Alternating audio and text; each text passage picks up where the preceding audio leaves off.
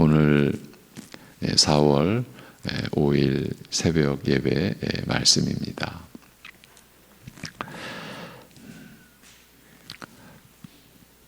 고난 주간과 부활 절기를 통해서 우리를 향하신 주님의 은혜의 정수를 다시 확인토록 하여 주신 우리 아버지 하나님, 늘 주님의 은혜와 사랑 안에서 그 은혜와 사랑을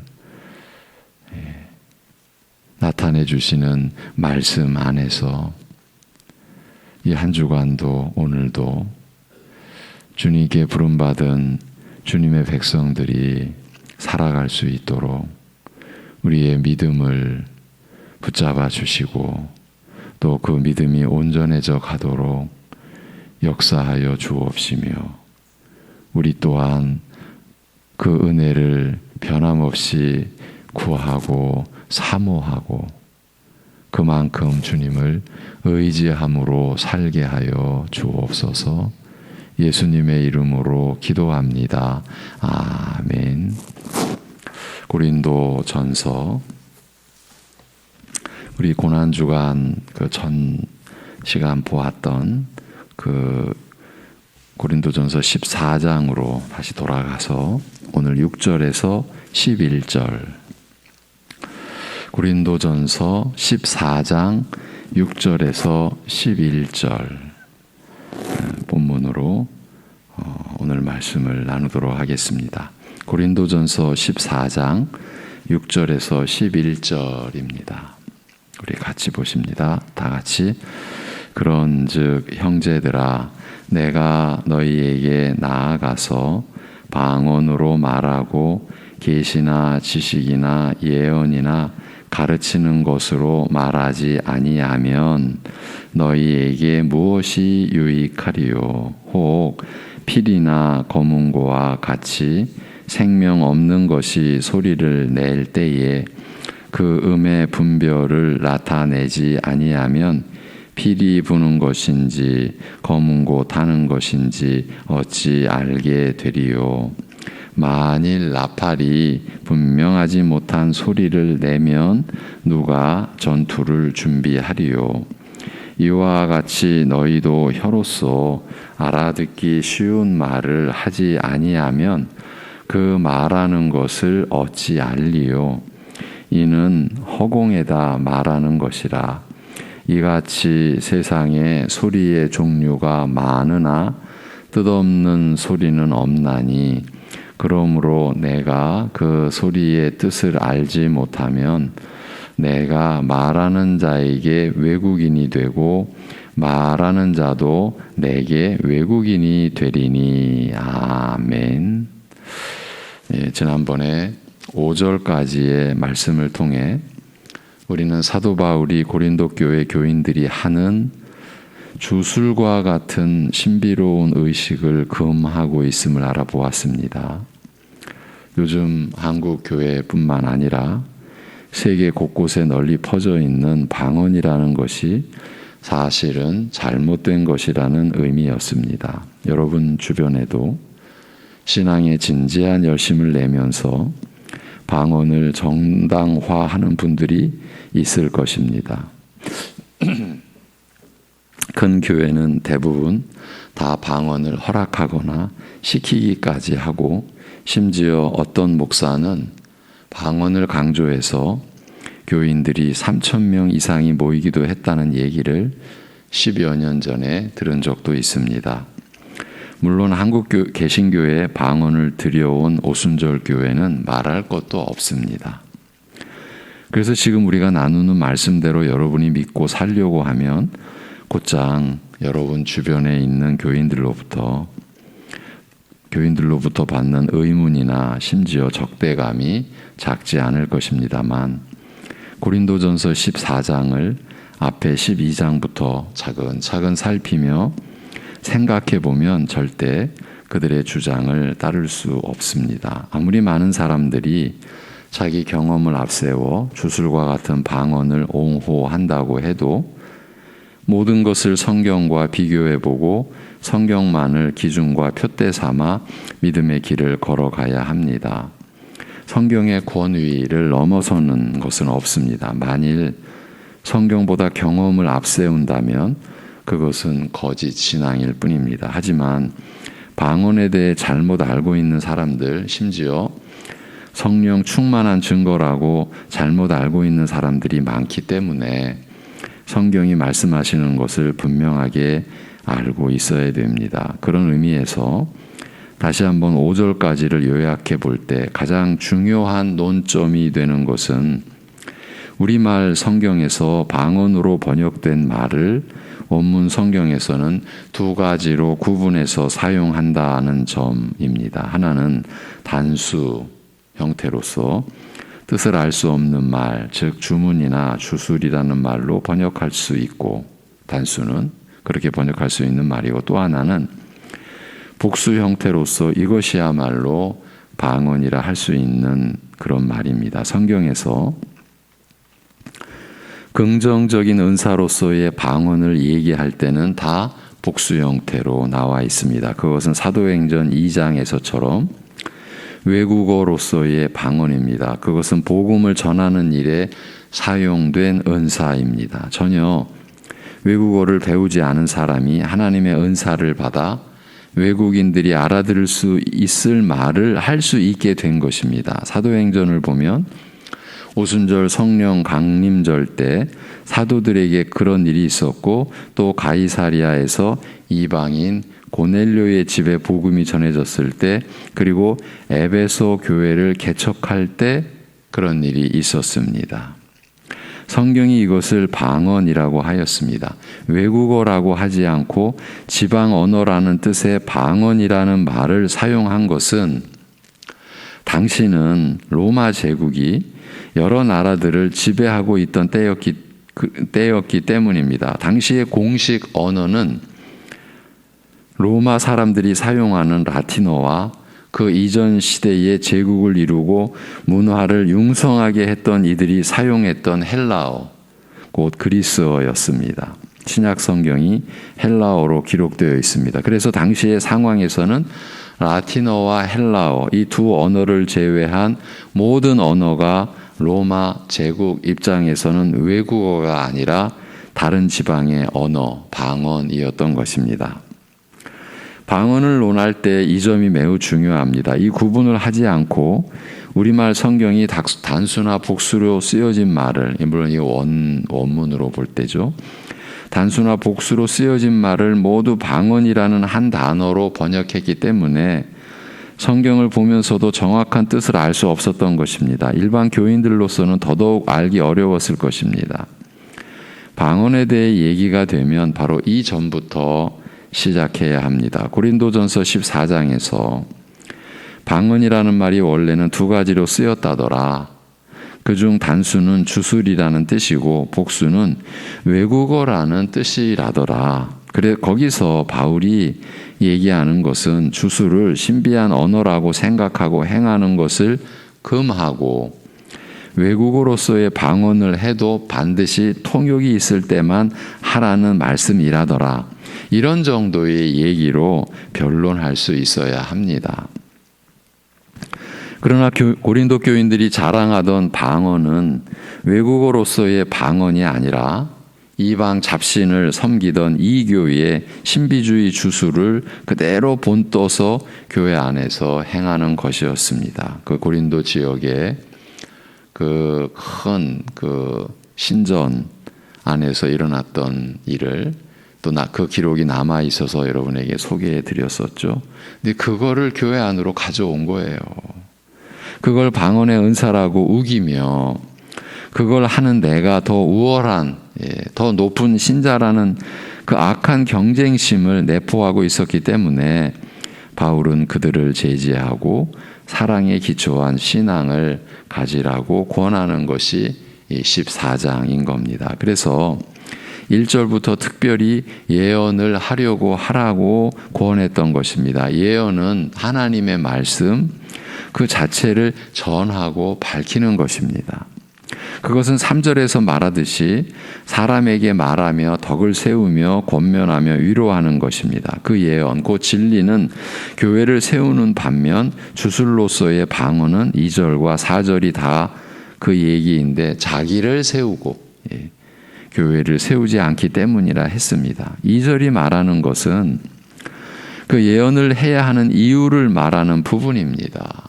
주술을 신비한 언어랍시고 말하는 사람들은 그것을 사람에게 전해서 구원과 위로를 주는 것이 아니기 때문이라는 것입니다. 그런데도 아무도 알아듣는 사람이 없기 때문에 심지어 말하는 자기도 모르기 때문에 하나님께 직접 말한다라고 하면서 어느 누구에게도 유익이 되지 않는 일을 한다라는 것입니다. 은사는 모두 다른 사람을 위하는 데 사용되는 것입니다. 그런데 저 주술로서의 방언은 그런 것이 없습니다. 그러니까 다른 사람들은 알아들을 수도 없고 심지어 믿지 않는 사람들이 보면 미쳤다는 말만 하는 것이라고 합니다. 그런데도 그 주술을 신비로운 의식으로 알고 행하는 것은 결국 자기 신앙이 더 우월하며 하나님께 특별한 사랑을 입었다는 것을 증명하는 것이라고 믿기 때문이라는 겁니다.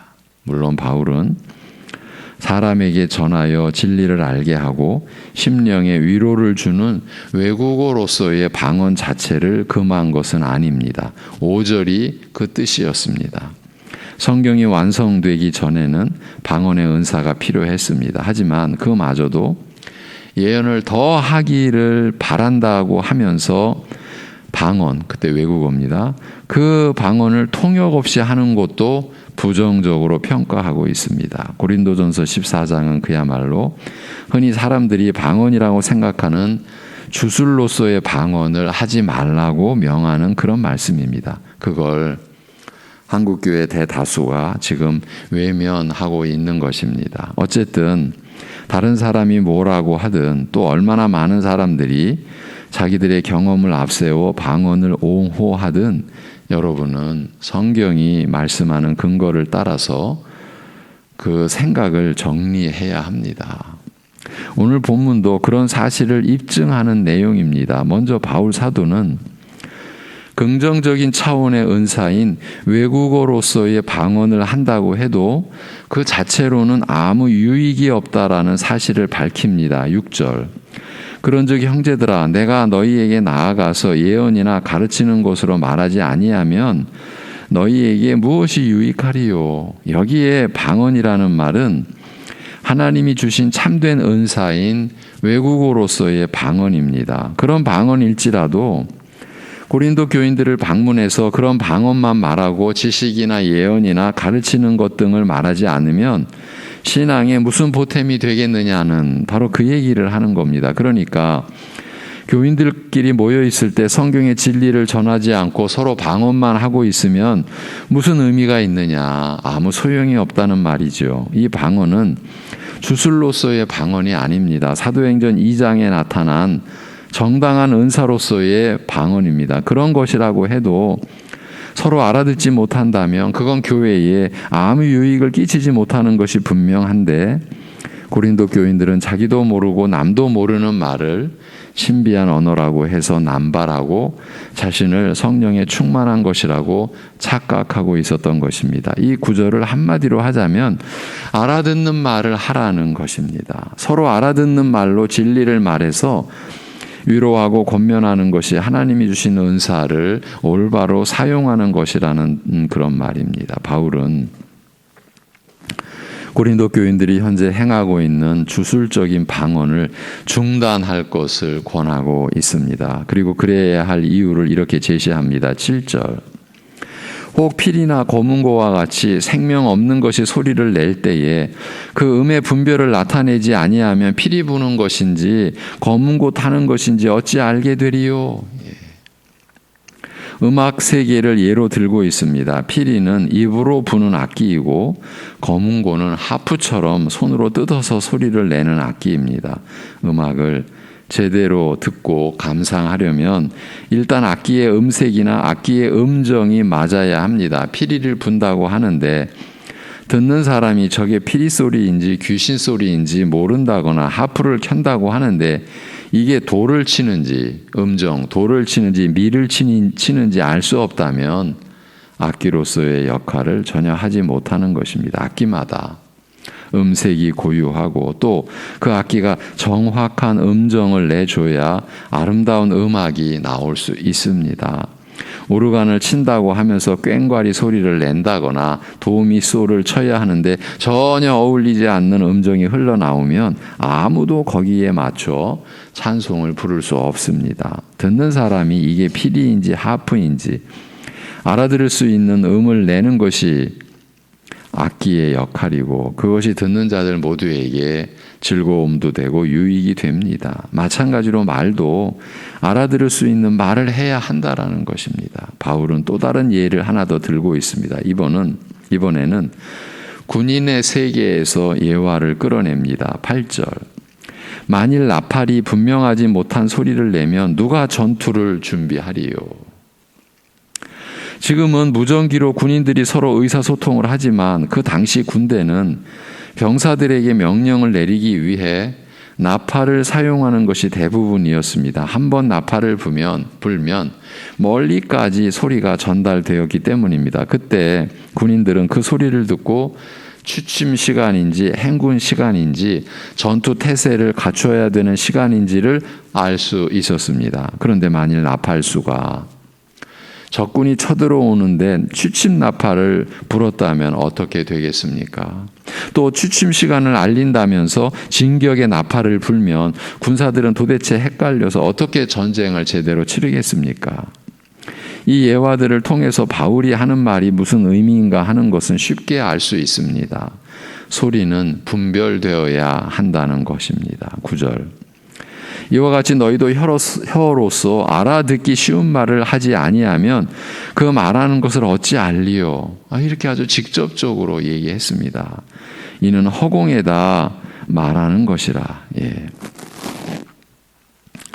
사람이 입 밖으로 내는 말은 다른 사람이 알아들을 수 있는 것이어야 한다라는 것입니다. 긍정적인 은사인 외국어로서의 방언을 한다고 해도 그렇다는 말입니다. 교회에 유익을 주기 위해 모든 말은 교인들에게 분별되어야 한다는 뜻입니다. 소리를 분별하지 못하면 음악 감상도 군인들의 질서도 사회생활도 엉망이 되고 맙니다. 그런데 왜 교회에서는 분별할 수 없는 소리인 방언을 최대의 소원으로 믿음의 정점으로 생각하고 이게 있어야 믿음이라고 하니까 믿음의 정점으로 생각하고 그것을 갖기를 원한다는 말입니까? 교회가 이와 같이 말씀과는 정반대되는 것을 바라고 추구하고 있다는 것은 참으로 어처구니 없는 일이 아닌가 하는 것입니다. 그 얘기를 10절, 11절에서 더 정확하게 합니다.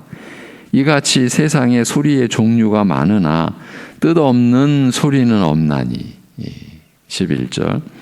그러므로 내가 그 소리의 뜻을 알지 못하면 내가 말하는 자에게 외국인이 되고 말하는 자도 내게 외국인이 되리니. 이렇게 바울이 적었어요. 모든 소리는 알아들을 수 있어야 합니다. 말은 더욱 그렇습니다. 외국어로서의 방언의 은사를 받았다고 해도 함부로 사용할 수 없습니다. 한국 사람에게 와서 러시아어나 영어로 설교한다면 무슨 유익이 있겠습니까? 무슨 유익이 있을까요? 기껏해야 저 사람 외국어 잘하네. 본토 사람이니까 잘할 수밖에 없죠. 이 정도밖에 되는 것이 없습니다. 그런 것은 교회에 아무런 유익이 되지 못합니다. 서로를 야만인으로 원시인으로 만드는 것밖에 아무것도 아닙니다. 그러니 알아들을 수 없는 말을 하면서 난 하나님께 기도하고 있는 중이다. 나는 신비한 은사를 받은 자다. 이것으로 하나님께 더 깊이 나아갈 수 있다라고 주장하는 것은 4절에서 말하는 것처럼 자기를 세우는 일 외에 그것도 자기의 이 덕이라는 말이 원문에 없다고 그랬죠. 자기를 세우는 일 외에 아무것도 아닌 겁니다. 실제로 제가 그런 이야기를 우리 교육자들에게 했습니다. 방언을 그것도 특별히 열심히 한 사람들에게 물어보라고. 오직 하나 남아요. 나는 방언으로 기도했어. 그거 하나 남아요. 왜? 자기도 무슨 뜻인지 모르잖아요. 그러니까 나는 남들이 못하는 건 난 했어. 그것도 많이 했어. 그것도 열심히 했어. 그거밖에 남는 게 없는 거예요. 자기를 세우는 일 외에 난 했어. 다른 사람보다 더 많이 기도했어. 그거밖에 남는 것 아무것도 아닌 거예요. 그 외에는.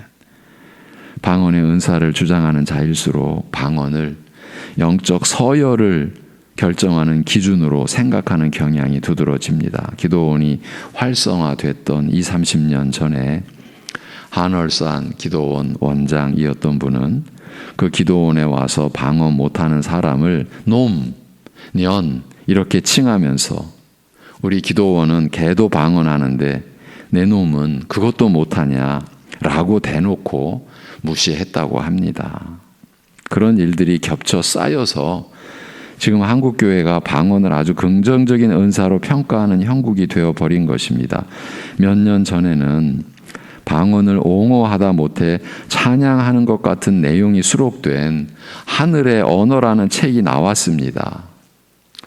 어느 한 성도가 쓴 책인데 그것도 그 이제 성도가 무슨 사회적인 어떤 위치가 있었던 것으로 압니다. 그래서 그 책이 베스트셀러가 되어 한국교회에 널리 퍼지기도 했습니다.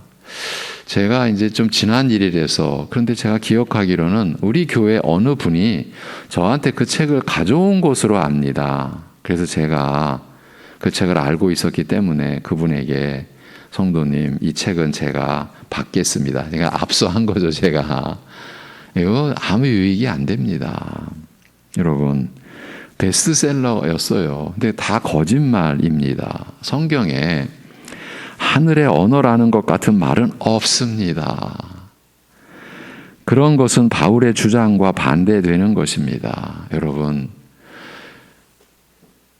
우리가 그리스도를 따르는 가장 기본은 날마다 자기를 부인하는 겁니다. 자기 십자가를 지는 겁니다. 그 얘기는 자기가 죽는 겁니다. 근데 난 했어. 이건 자기를 세우는 거잖아요. 그러니까 주님의 말씀과 정반대인 거죠. 그러니까 바울의 그 가르침과도 반대되는 거죠. 성경보다 그런 책을 더 믿는 것은 악령에 놀아나는 것입니다. 사람이 교회에서 하는 모든 말은 알아들을 수 있는 말이어야 하고 심지어 외국어로서의 은사를 받았다고 해도 진리를 전하는 예언에 비하면 아무것도 아님을 알아야 합니다. 이 점에서 고린도 교인들의 잘못은 명백해졌습니다. 그들은 신령한 은사를 추구했지만 결국 그 동기가 자신의 명성이 온 교회 앞에 높아지는 것이었습니다. 그것은 사랑으로 행하는 것이 아니죠. 하나님이 원하시는 교회와 교인의 모습이 아닙니다. 다른 사람의 유익을 위한 것이어야 합니다. 그것이 은사와 관련된 기본, 그리고 그것이 교회의 모습이라고 하십니다.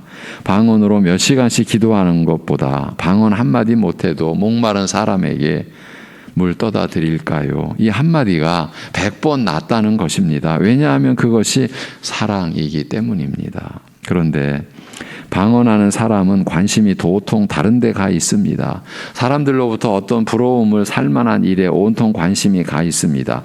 다들 사랑을 외면하고 다른 것에 관심들이 가 있습니다. 그것은 주의 백성들이 보여야 할 모습이 아닙니다.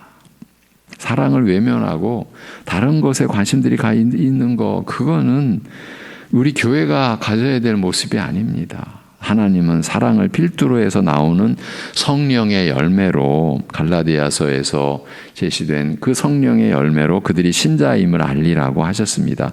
결코 그들이 가진 은사들로 신자됨을 알리라고 하지 않으셨습니다. 은사는 사랑과 비교할 바가 못 됩니다. 분량이나 그 중요성에 있어서 사랑이야말로 기독교의 표상, 기독교를 나타내는 최고의 상징인 겁니다. 성경이 중요시하는 것은 사랑입니다. 그래서 13장에서 우리는 사랑의 본질을 또 확인하고 14장으로 들어오지 않았습니까? 하나님께서 신자들에게서 찾으시는 가장 중요한 요소, 그것이 사랑입니다. 신앙은 그것이 은사든 재물이든 명예든 뭔가를 많이 가진 것으로 그 목적을 찾지 않습니다. 우리 신앙의 본질을 또 확인하고 갑니다. 신앙은 사랑으로 드러나는 것입니다. 그래서 여러분 옆에 어떤 사람이 무슨 일을 하든 무엇을 얼마나 가졌든 그것은 참 신앙과는 아무런 관련이 없음을 알아야 합니다. 그가 기도로 죽은 사람을 살려냈든 평생 놀고 먹어도 될 만큼 돈을 쌓아놨든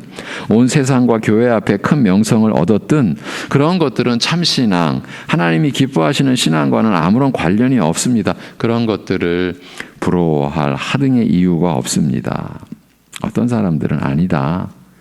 우리가 하는 방언은 하나님께 기도하는 말이다라고 주장하면서 이런 말씀을 부인할 것입니다. 그러나 그 또한 잘못된 것입니다. 하나님은 중언부언하는 기도를 받지 않으십니다. 이방인들이 자기들 잡신에게 하는 것처럼 의미 없이 중얼대는 기도를 원치 않으신다 하였습니다. 그건 하나님께도 죄를 짓는 것입니다. 실제가 이러한데도 한국교회의 많은 사람들이 주술로서의 방언을 너무 많이 따라하고 있습니다. 그 가운데서 신앙생활 하려다 보면 그런 가운데서 우리가 이런 말씀을 따라서 신앙생활을 하려다 보면 외로울 수 있습니다. 그러나 진리를 붙잡고 나가면 성령께서 함께 하실 것이고 또 마음에 힘을 주실 것입니다. 편드는 사람이 아무도 없는 것처럼 보인다고 해도 너무 두려워하지 마십시오. 여러분의 신앙을 강하게 하시려는 하나님이 여전히 함께하고 계십니다. 하나님을 믿고 모든 것을 이 말씀으로 분별해 나가시기 바랍니다. 그런 몇몇 사람을 하나님이 지금 기다리고 찾고 계시는 중입니다. 기도하겠습니다. 하나님 아버지, 고린도 교회에 있었던 초대교회 당시에도 다른 지역의 교회에서는 나타나지 않았던 유독이 고린도 교회에서 그렇게 나타났던 그 우상 숭배가 오늘날 세계 곳곳에 특히 우리나라 교회에 이렇게 번성해 있는 이 현실을 우리가 두려운 마음으로 바라보며 우리 역시 또 그러한 가운데 처해 있었던 그런 우리임을 우리가 부인할 수 없는 그런 상황에서 고린도 14장을 통해 우리에게 일러주시는 책망하시는 또 경계하시고 경고하시는 주의 말씀을 저희가 받습니다. 하나님의 말씀보다 더 권위 있는 것이 없음을 우리로 하여금 온전히 고백할 수 있는 믿음 되게 하여 주옵소서. 자신이 체험했다고 말씀을 넘어서서는 안 되는 것을 어떤 신령한 체험이라도 바울 사도가 셋째 하늘을 갔다 왔어도 14년을 침묵했었고 부득이 지금 그것을 드러낸다 해도 그것이 유익이 안 된다라는 것을 우리에게 말해준 그러한 중심이 우리 안에 있게 하여 주옵소서.